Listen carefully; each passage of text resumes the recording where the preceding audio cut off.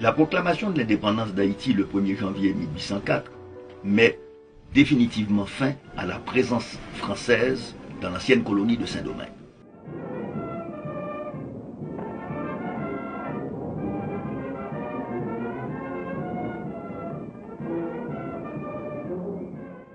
Les dirigeants haïtiens, dès 1804, ont à faire face à des problèmes majeurs. L'économie est complètement dévastée après des années de guerre et surtout après cette guerre totale menée contre l'expédition française de 1802 et qui a abouti à l'indépendance de l'île. Mais cette indépendance n'est pas reconnue internationalement. Donc les dirigeants haïtiens devront se mobiliser pour faire accepter le nouvel État dans un environnement qui lui est hostile. Moins de 3 ans après la proclamation de l'indépendance par Jean-Jacques Dessalines, celui-ci est assassiné le 17 octobre 1806 et le pays va se diviser en deux. D'un côté, l'État d'Haïti qui deviendra le Royaume du Nord avec Christophe jusqu'en 1820. De l'autre, la République d'Haïti avec Pétion qui devient le premier président de cette République. On aura même un troisième État dans le sud d'Haïti avec Rigaud et Borzola. Avec la création de ce nouvel État se pose la question de la circulation des biens et la fourniture de services dans ce pays. Mais pour permettre la circulation des biens, il nous faut ce moyen d'échange. Et le moyen d'échange, c'était la monnaie, comme cela se fait dans tous les pays. Alors pour nous en Haïti, ce que l'on faisait, c'était l'utilisation de la monnaie espagnole. La plupart des pays à l'époque utilisaient donc, des pièces métalliques d'autres pays. Et c'est pour ça qu'en Haïti, vous allez trouver des pièces qui viennent d'Espagne, etc. Parce que ce qui comptait surtout dans le cas de la monnaie métallique, c'était le poids équivalent en argent ou en or de ces pièces. Et donc, toutes ces pièces étaient littéralement monnaie courante dans la plupart des pays, non seulement dans les colonies, mais aussi en Europe. Au moment de l'indépendance, et avec l'embargo qui pesait sur Haïti, avec, disons, un peu l'étouffement, ce qui est passé, il s'est créé la nécessité d'avoir sa propre monnaie pour pouvoir faciliter les échanges à l'intérieur du pays. Le général Jean-Pierre Boyer succède à Alexandre Pétion à la tête de la République d'Haïti. En 1820, après le suicide d'Henri Christophe, il occupe le nord d'Haïti et en 1822, il réunifie toute l'île et désormais, Boyer de 1822 à 1843 va gouverner sur l'ensemble de l'île d'Haïti. En 1825, après des négociations avec la France, le président Jean-Pierre Boyer accepte le principe du paiement d'une indemnité aux colons français en échange de la reconnaissance par la France de l'indépendance d'Haïti. Le paiement de cette indemnité par la République d'Haïti limitera les possibilités de développement du pays pratiquement pendant tout le 19e siècle. Le président Boyer fera voter la première loi sur la création d'une banque nationale en Haïti. Mais on a dû attendre Geffrard en 1860, au départ de Faustin Soulouque, pour voir une autre tentative de création d'une banque et qui elle-même aussi a échoué. Le 16 juin 1874, un arrêté est pris portant création d'une banque nationale et elle est ratifiée par les chambres le 12 août 1874. Le gouvernement Domingue Rameau passe une concession à un citoyen américain, Lazare, pour la création d'une banque. Concessionnaire américain qui montait une banque dite Banque nationale d'Haïti également et qui imprimait du papier-monnaie. D'ailleurs, il y a du papier-monnaie, des billets de 25 centimes, de 50 centimes, de 1 goude et de 5 goudes avec le portrait de Domingue. C'était vraiment son successeur désigné, Septimus Rameau, qui avait fait ce montage. Le local avait été construit, les fonctionnaires avaient été nommés. Tout simplement, la banque n'a pas vraiment fonctionné en tant que telle. D'ailleurs, lors du départ et forcé en exil de Domingue, il y a eu déchoucage du local, pillage de fonds. À ce moment, les billets qui avaient l'image de Domingue circulaient en ville, n'étaient pas signés, parce que tout ça, c'était des billets de caisse non encore mis en circulation. Entre 1804 et 1881, Haïti n'avait pas de banque dans le sens formel du terme. Elle avait des banquiers qui étaient essentiellement de grands commerçants qui eux-mêmes représentaient des banques à l'étranger des maisons de banque à l'étranger, parce qu'il y avait différents types de banques à l'époque, qui étaient vraiment des maisons dites d'acceptation. C'était des maisons de vente de traite, de vente de chèques. Il n'y avait pas de transfert et télégraphique à l'époque. Et quelqu'un qui voulait acheter une traite pour payer une marchandise à l'étranger se rendait chez un de ces grands commerçants, dit banquiers, et qui lui vendait une traite sur telle banque ou telle maison de banque à Paris, au Havre ou à New York, payait une commission. Et cette banque, entre guillemets, faisait le change et s'organisait pour assurer le flux de paiement nécessaire pour maintenir les importations haïtiennes à l'époque. Arène, ça a été Simmons frère. Le plus grand banquier haïtien, c'était Calistène Fouchard, c'était la maison Fouchard, qui était la maison de banque la plus connue d'Haïti, particulièrement jusqu'à l'époque de Non-Alexis, de Tonton-Nord. Le président Salomon, 5 mois après son arrivée au pouvoir, autorise le gouvernement à créer la Banque nationale d'Haïti. Charles Laforesterie, qui a été à l'époque de domaine chargé d'affaires à Paris et qui avait participé aux négociations de l'emprunt Domingue, est chargé des négociations. Un accord est trouvé avec la Société de crédit industriel et commercial de Paris pour la création de la banque. Cet accord est ratifié par les chambres le 15 septembre 1880 avec la création de la Banque nationale d'Haïti, la BNH. Cette banque est une banque française. Elle a son siège social à Paris. Les actionnaires sont essentiellement français. La nouvelle banque obtient le privilège d'émission de billets de banque sous garantie par encaisse métallique en or et en argent à hauteur d'un tiers de l'émission. L'État haïtien conserve le droit d'émission de pièces métalliques. La nouvelle banque se retrouve donc en position de monopole parce qu'elle est la seule banque commerciale qui opère en Haïti et qu'en même temps, elle est un institut d'émission et caisse centrale du trésor public. La présence de la banque en Haïti va susciter un certain nombre de controverses. On le voit dans les écrits d'auteurs aussi différents que Frédéric Marcelin, qui sera un farouche opposant à la banque. De même, la banque aura aussi ses défenseurs, comme Charles Laforesterie. Frédéric Marcelin a été carrément fielleux. Et de fait, si on regarde le portefeuille de cette banque, les profits que ces banques soutiraient de l'État haïtien, on peut dire carrément, c'était carrément scandaleux, le fonctionnement de cette banque. On reprochait aussi à la banque le fait qu'elle n'avait pas servi à financer l'industrie et le commerce local. Et donc, qu'elle se contentait de prélever des commissions et tout en ayant ce monopole du service de la trésorerie publique. Profitant de l'incendie du ministère des Finances et de ses archives en 1884, 2 hauts fonctionnaires de la banque, l'anglais Coles et le français Cloubet, essaieront de se faire payer de nouveau des mandats déjà payés par le gouvernement. Bon, pour l'affaire des mandats, la Banque nationale d'Haïti, société française, agent trésorier et agent fiscal de l'État haïtien, avait visiblement pas joué son rôle, n'avait pas exercé son rôle de fiduciaire dans le sens classique du terme, dans la mesure où des ordonnances de paiement, ce qu'on appelait des mandats, avaient été payés plusieurs fois. Le même mandat a été payé plusieurs fois par la Banque nationale à des tiers qui étaient visiblement dans un complot de fraude. Et la banque n'a pas joué son rôle et il a fallu que le commissaire du gouvernement puisse intervenir et en remontant l'affaire, ils ont trouvé pas seulement des employés haïtiens et étrangers de la Banque nationale et complices de cette fraude. Ils ont trouvé aussi des commerçants complices de la fraude et des tiers.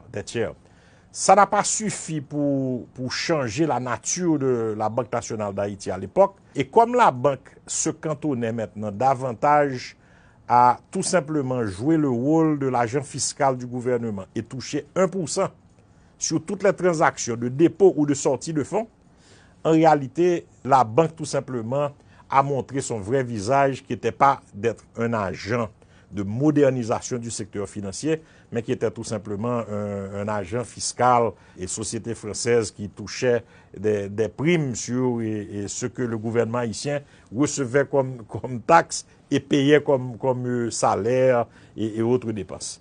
Ça a été le premier scandale. La banque, par sa situation de monopole, disposait de privilèges régaliens face à un État haïtien en pleine crise, soumis aux dictats de l'étranger, aux pressions des guerres civiles, des insurrections, et aussi au paiement de réclamations par les commerçants étrangers locaux, appuyés par une diplomatie de la canonnière. C'est sous le gouvernement de Nor-Alexis, en 1904, que la banque connaîtra sa plus grave crise. Le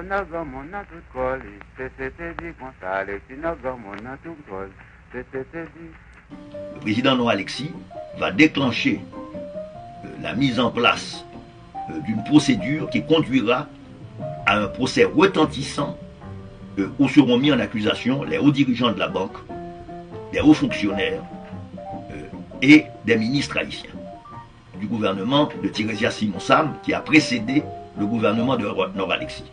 Et c'est ainsi que, pour la première fois en Haïti, dans un procès absolument régulier, l'on révélera toutes les combines, les magouilles et les détournements de fonds qui se sont réalisés au détriment de l'État haïtien. Alors, évidemment, conclusion de ce procès, 3 des ex-consolidats deviendront présidents de la République. Les généraux Tancred Auguste, Cincinnatus Lecomte et plus tard le dernier président, Villeboin-Guillaume Sam, avant l'occupation américaine de juillet 1915. Et même si légalement la Banque nationale d'Haïti, créée sous Salomon, est restée en existence jusqu'à 1910-1911, en réalité, d'un point de vue opérationnel, la banque avait cessé de fonctionner en réalité d'un point de vue journalier depuis l'époque de l'affaire de la consolidation qui avait éclaboussé pas seulement de hauts dignitaires du gouvernement, d'anciens membres de gouvernement, des hommes d'affaires, des concessionnaires et tout ce qu'on connaît qui était dans l'affaire de la consolidation. Mais cette affaire a sonné le glas de la première banque nationale d'Haïti de Salomon. Et cette banque a été remplacée par la BNRH, la Banque nationale de la République d'Haïti, qui a pris le contrôle des opérations et le fonds de commerce de la BNH, de la Banque nationale d'Haïti, en 1910-1911, à l'époque de la création de cette société. La chute de Nor-Alexis et son remplacement par le général Antoine Simon coïncident aussi avec la substitution de la prépondérance française par l'américaine. Qui est venue au moment où la transition vers l'hégémonie américaine de l'hégémonie française se réalisait et se terminait en réalité. Ladenburg Thalmann, qui était un actionnaire de la BNRH à l'époque de sa création, actionnaire minime, en réalité, ce n'est pas la maison mère à Berlin qui était l'actionnaire. L'actionnaire, c'était la maison new-yorkaise de Ladenburg Thalmann. Et donc, les Allemands étaient présents, mais c'était surtout les intérêts américains représentants d'intérêts allemands qui étaient des actionnaires. Et je pense que c'est l'un des éléments d'information qui ne ressort pas, par exemple, d'un classique comme celui de la Banque nationale de Châtelain. Farnham intervenait vraiment à partir de 1908 avec la concession de McDonald's pour le chemin de fer. C'est là qu'on voit le rôle de ce monsieur dit Roger Farnham, qui était le représentant de la Citibank et dans la Caraïbe et dans l'Amérique centrale, mais particulièrement en Haïti, où il avait un rôle extrêmement puissant au niveau des liens et pour la mise en place de cette nouvelle hégémonie. Il représentait la banque, il représentait les concessionnaires comme McDonald's, il représentait le département d'État aussi à certains moments. Maintenant, entre 1910, 11 et 1915, et avec l'occupation américaine qui physiquement se déploie en 1915, la BNRH ne pouvait plus jouer le rôle d'une société française, surtout que l'époque de l'hégémonie française était terminée en Haïti. Le 17 décembre 1914, les marines américains débarquent du bateau Machias et s'emparent des réserves d'or de la BNRH, soit l'équivalent de 500 000 $ qu'ils emmèneront pour les déposer à New York dans les caves de la National City Bank de New York. Après l'assassinat du président Philippe Guillaume Sam, les Marines américains débarquent en Haïti et imposent un ordre qui va durer jusqu'en 1934.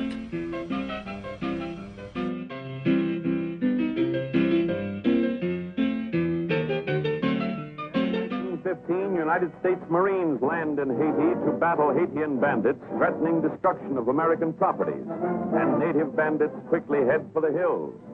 This puts immediate end to troubles in populated areas, but Marines prepare to drive into interior and rout the insurgents out. Les principales décisions américaines en Haïti seront d'ordre financier. C'est ainsi qu'ils vont occuper les douanes, suspendre les paiements de la dette extérieure et mettre en place des mécanismes pour régler les conflits avec la BNRH et la compagnie des chemins de fer. Ils vont ainsi conclure un emprunt en dollars sur le marché américain pour rembourser par anticipation les dettes extérieures en francs et enfin confier le contrôle de la Banque nationale de la République d'Haïti à la National City Bank. La Banque nationale maintenant, entre 1915 et 1919, fait une nouvelle transition. La Citibank, devenue actionnaire de la Banque nationale de la République d'Haïti, commence à négocier avec les actionnaires français. À l'époque, la France sortait de la Première Guerre mondiale affaiblie. Le franc Poincaré d'ailleurs par la suite a connu beaucoup de problèmes.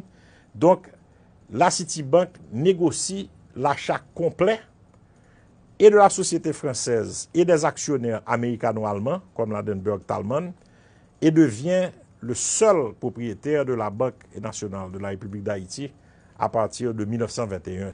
Donc de 21 à 34, qui correspond aussi à l'apogée de l'occupation américaine ici en Haïti, et de 21 à 34, et la BNRH joue le rôle primordial de banque américaine et de banque d'État, parce qu'elle avait hérité justement le rôle d'agent fiscal de l'État haïtien.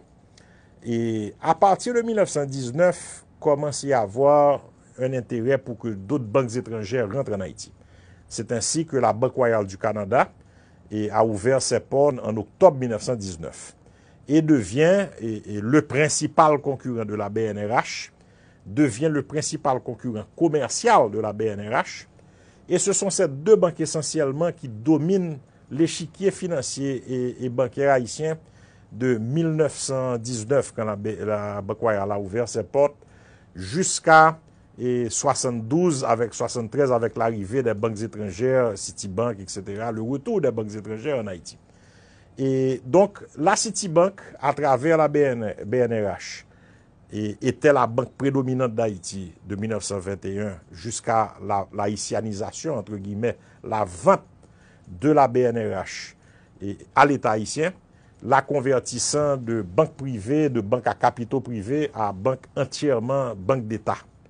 Et cette période de la BNRH, à partir de 1935, en pleine dépression économique mondiale, la BNRH à l'époque a été plutôt gardienne de la monnaie que banque d'intervention pour soutenir une reprise du mouvement économique. Disons qu'elle a maintenu la valeur de la gourde pendant cette période. Elle a pu assurer la convertibilité à taux fixe de la gourde. Mais à partir de 1935, la banque devenant entièrement banque haïtienne à capitaux d'État, de l'État haïtien, il fallait quand même assurer le service de la dette parce que la dette de 1922 n'était pas encore repayée en 1935. Elle a été repayée, sous-estimée avec le fameux programme de libération, dit de libération économique et financière. Et d'ailleurs, entre 1935 et 1948, quand il y a eu la haïtianisation de la banque à ce moment-là, haïtianisation des cadres et du conseil d'administration, entre 1935 et 1948, il y avait 1 ou 2 membres américains dans le conseil d'administration de la BNRH. Ces représentants siégeaient au conseil d'administration jusqu'au paiement intégral de cette dette de 1922 qui était restée dans les livres haïtiens et qui avait été d'ailleurs placée par les bons soins de la Citibank à New York.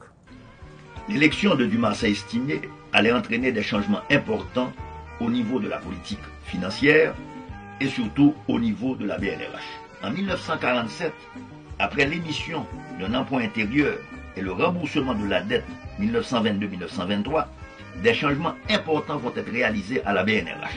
5 ans avant l'échéance prévue dans les contrats, le gouvernement haïtien allait rembourser le 1er octobre 1947 le solde des emprunts extérieurs 1922-1923, mettant ainsi définitivement fin par cette opération au régime du contrôle financier américain. Estimé avec l'ambition de réaliser sur le plan de l'économie un progrès substantiel qui ne serait dû qu'au seul effort national. La loi autorisant l'émission d'un emprunt intérieur serait votée le 10 juillet 1947 à la Chambre et le 12 au Sénat. La loi de juillet 1947 aménageait sur des bases nouvelles le rôle de la Banque nationale de la République d'Haïti dans l'organisation financière du pays. Dans l'histoire de la BNRH, c'est un événement capital puisqu'il donnait à l'État haïtien le contrôle de l'institution. Nous voyons dès maintenant le genre d'agencement administratif nouveau qu'il faudrait réaliser, les équipes de techniciens qu'il faudrait pouvoir associer. Nous savons certainement que sur le plan de la constitution d'une administration du développement économique, il y a énormément à faire, beaucoup de travail encore à abattre. Mais nous ne perdons pas espoir quand même, parce que nous croyons qu'il y a énormément de raisons, énormément de changements qui ont apparu dans la période récente, qui permettent d'augurer que tout ceci pourra se faire. Le gouvernement estimé allait aussi se lancer en 1949-1950 dans la réalisation de l'exposition du bicentenaire. C'était une exposition en vue de relancer le tourisme et de donner à Port-au-Prince une nouvelle façade maritime, le tourisme allant servir de base au développement du pays.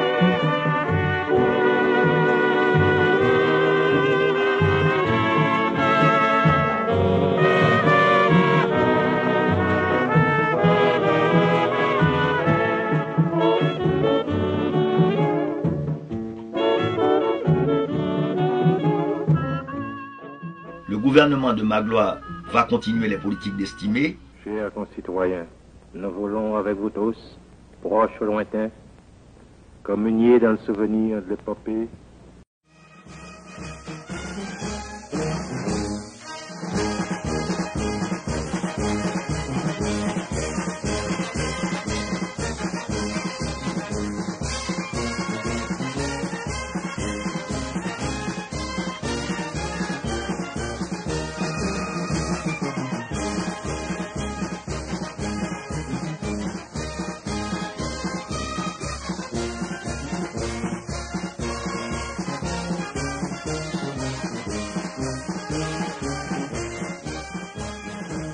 Et à partir de 1954, avec le cyclone Hazel qui dévastera Haïti, le gouvernement de Magloire devient impopulaire et finira par tomber en 1956. Magloire devra partir pour l'exil, ouvrant la voie à une autre époque de l'histoire d'Haïti, celle de la dictature des Duvalier, qui durera de 1957 à 1986.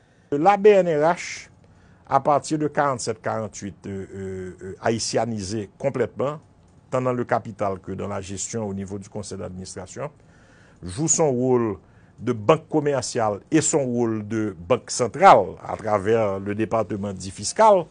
Et ceci dure jusqu'à 1979, quand l'État haïtien prend la décision, et que je qualifierais d'heureuse, parce qu'il faut séparer les fonctions de banque commerciale de banque centrale, et créer en 1979 la Banque de la République d'Haïti, banque centrale, et de notre côté, la Banque nationale de crédit, banque commerciale. À l'époque de Duvalier, nous avions un système de 5 pour 1. Et donc, la masse monétaire était fixée et vous n'aviez pas de problème de taux de change. Donc, à n'importe quel moment, vous aviez des cours que vous pouviez échanger dollars, etc. Et donc ça limitait un peu la masse monétaire. L'État ne pouvait pas littéralement aller imprimer de la monnaie de manière à créer de l'inflation dans le pays.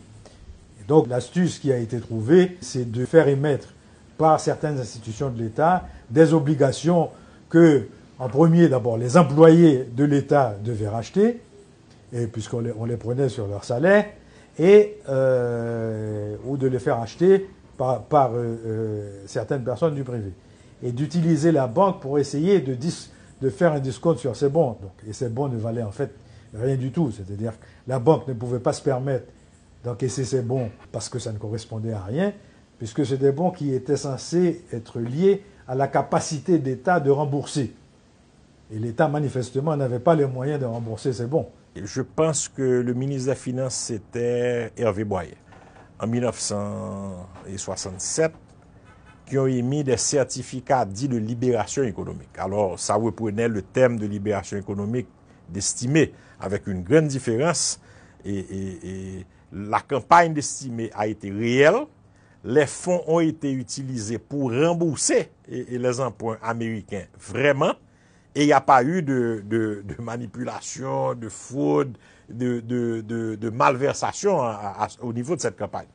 Les certificats de libération économique ont été imprimés sur du papier courant, n'ont jamais été enregistrés de façon systématique dans aucun livre de l'État haïtien et constituaient tout simplement une taxe. Parce que quand on dit à quelqu'un « je vous donne un bon en contrepartie de fonds que vous me donnez et je promets de vous rembourser », si ce n'est pas enregistré, ce n'est pas connu, c'est tout simplement un papier imprimé, coupure de 1 goutte, 2 gouttes, 5 gouttes, 25 gouttes. C'était un papier jaune et des coupures de 100 gouttes aussi à l'époque. Si quelqu'un reçoit ce bon et on lui dit « présentez-le-moi », il n'y avait pas de maturité fixe.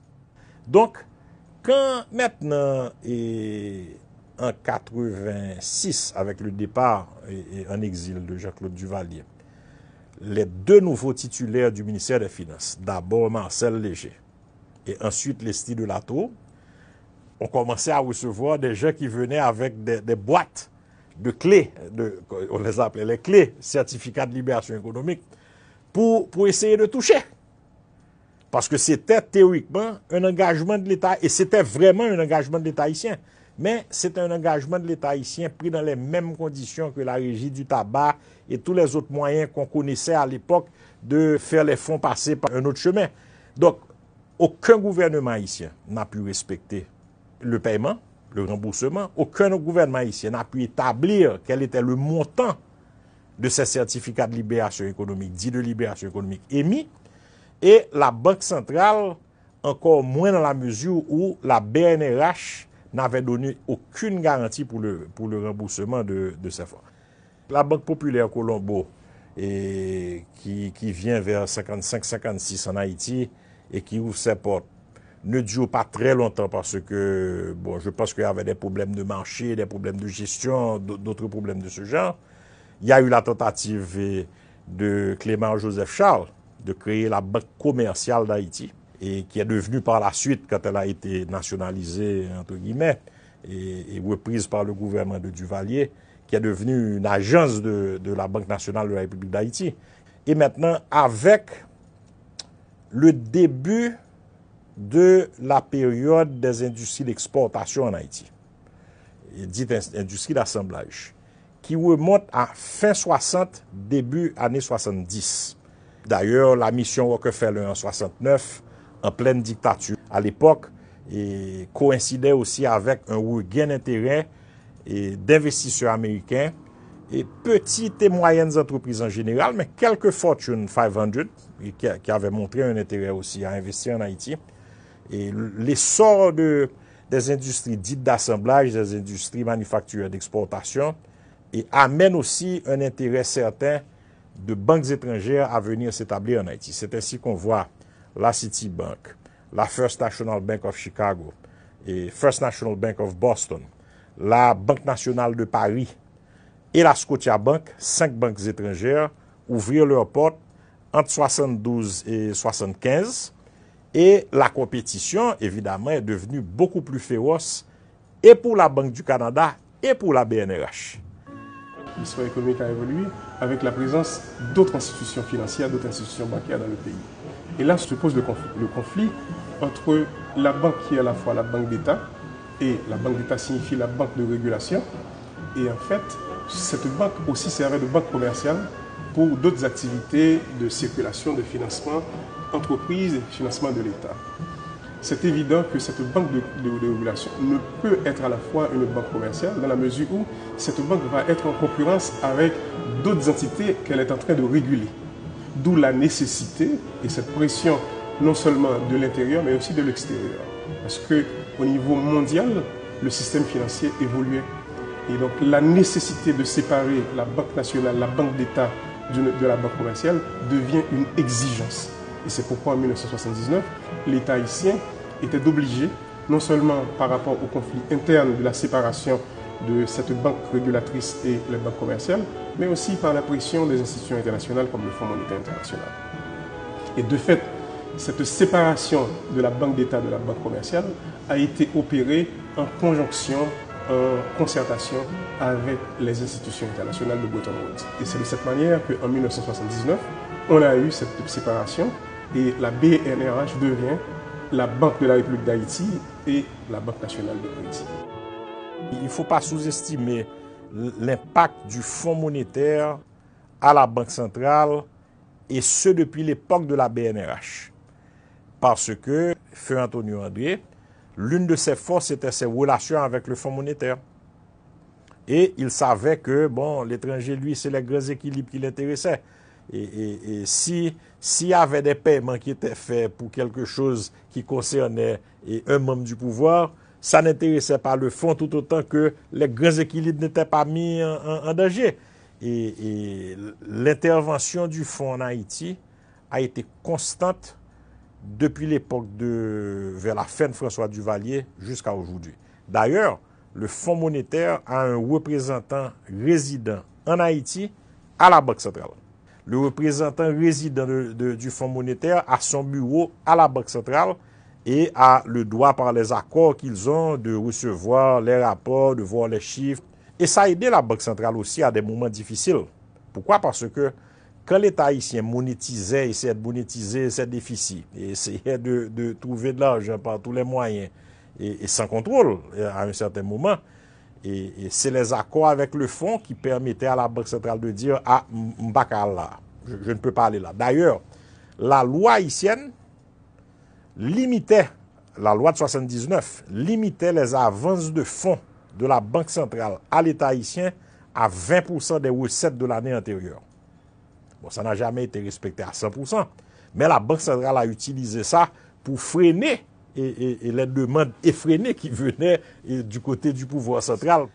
Quand ils ont séparé la BNRH en 79 en banque commerciale BNC et banque centrale BRH, et les gens n'ont pas pu faire le distinguo aussi rapidement dans les fonctions, entre les fonctions des deux, parce qu'ils étaient habitués à une banque qui s'appelait BNRH, que tout le monde était les banques nationales. On l'appelait Banque nationale. Et dans la tête des gens, cette banque faisait tout. C'était la Banque d'État, mais c'est elle aussi qui faisait des prêts ou des investissements. La Banque nationale de crédit était la première banque haïtienne. Elle a fonctionné dans une situation de monopole pendant un certain temps, de quasi-monopole un peu plus tard, parce qu'il y a eu la présence de la Banque royale du Canada et la Banque de l'Union haïtienne.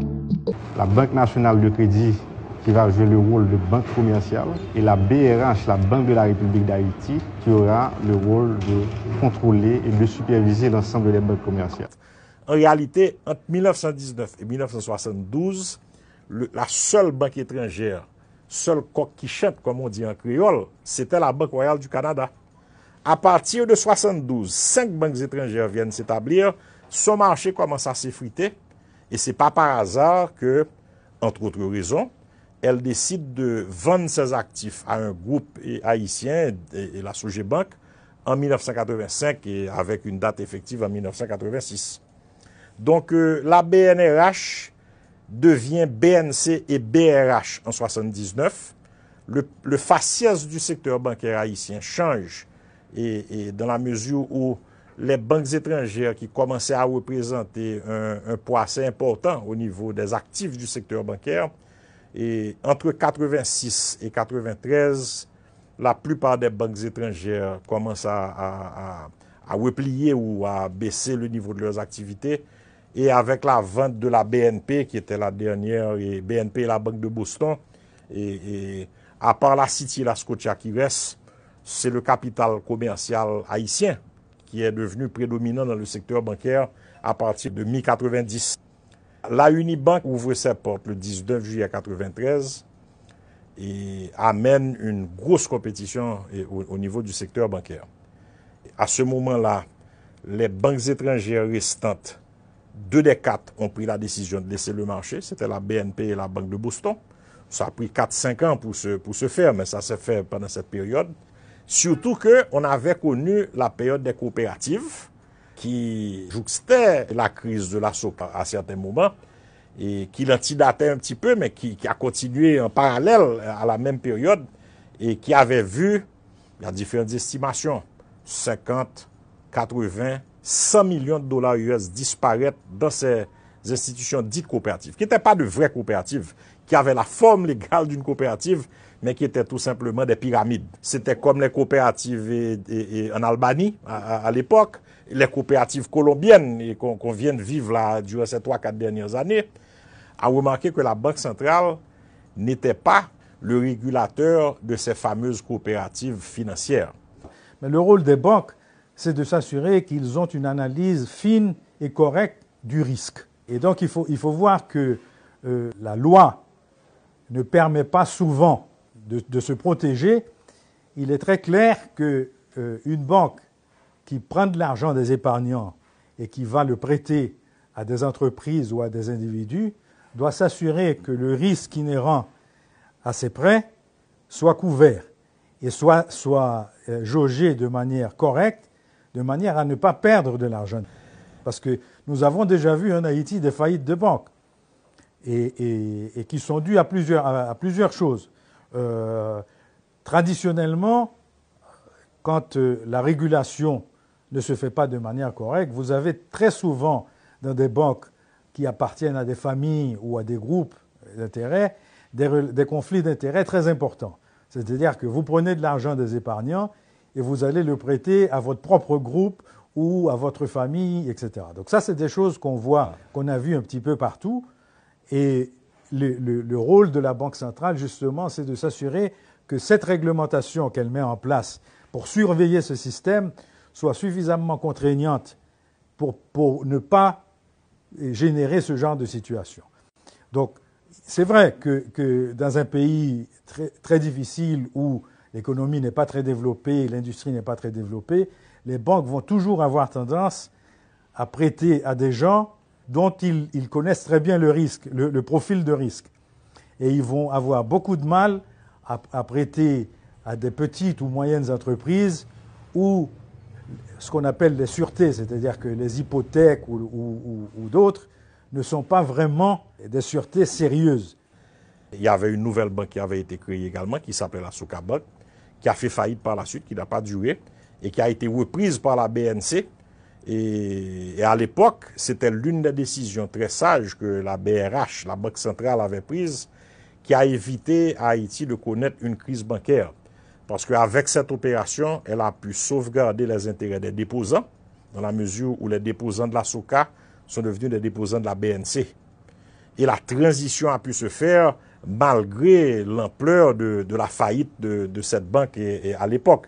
Et ça a été le cas, je pense, et l'un des cas les mieux gérés dans la Caraïbe et dans l'Amérique centrale, d'une mini-crise bancaire qui a été écartée au profit d'une transition par l'absorption de la SOCA par la BNC. Au lendemain du tremblement de terre, la goutte s'est appréciée. Pourquoi? Parce qu'il n'y a pas eu de demande pour le dollar, parce que économiquement, et les choses étaient à un point mort dans certains domaines, et la goutte était tombée à 38 gouttes le dollar. Maintenant, après le tremblement de terre, après l'afflux des dollars avec les ONG, avec l'aide internationale, l'eau qu'ils importaient pour donner à notre peuple, etc., et toutes les autres choses qu'ils importaient. De bonne foi, je dirais, mais mal géré à l'époque. Tout le cash for work, etc., etc., etc.